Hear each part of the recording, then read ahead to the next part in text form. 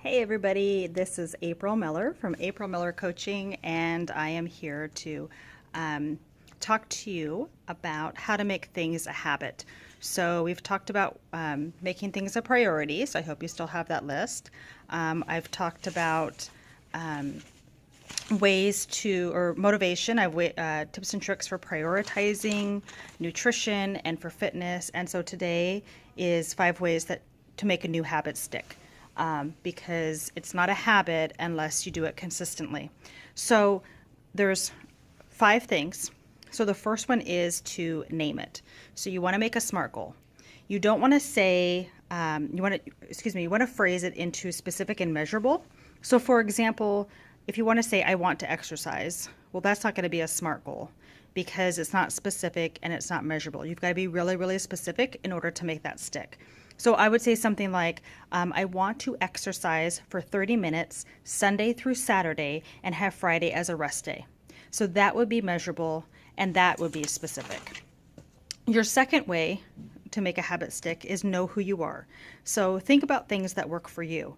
So for example, if you commit yourself to working out every day at 4, but you know that you have meetings sometimes, then that's not going to work for you. So you need to do something that works for you. If you say, I'm going to work out at 9 o'clock at night, but yet you know you have to go to bed at 9:30, that's probably not going to work good for you. So know yourself, know your habits, know what you like. The one thing that is interesting to me is that with this tip, I am not a morning person, but I force myself to be a morning person. So sometimes that can happen where you can try to change things for yourself and just try something different and have it work. And I tried it and it worked for me. Roman Sorry, I'm at work. Almaguer, please come to the front office. Um, Roman Almaguer, please come to the front the office. the third way Thank you. Your is grandma's looking for you.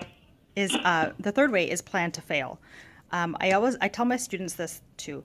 You cannot succeed unless you fail. And I know that sounds really weird, but unless you fail, you don't know where to go in order to succeed. So you want to anticipate any challenges. You want to anticipate, plans. For example, on Saturday, like if you know that sometimes on Saturday you're on the go nonstop, you and your schedule like literally has no room for exercise. That actually happened to me on Saturday. So what you want to do is plan for it. So have in the back of your head that maybe you might want to use a Saturday as a rest day and work out on Friday instead of Friday as your rest day. So have that plan B just in case. The fourth one is, be nice to yourself. Make sure you're getting enough sleep. Make sure you're eating well, eating right, exercising, getting that water in. Your body is what God has given to you. It is your gift, and treat it well, because you only get one. And the last one is to reframe. So when you conquer your first goal, don't think as yourself as done. Instead, think about how you can reframe it in order to challenge yourself. So think about what can you do next.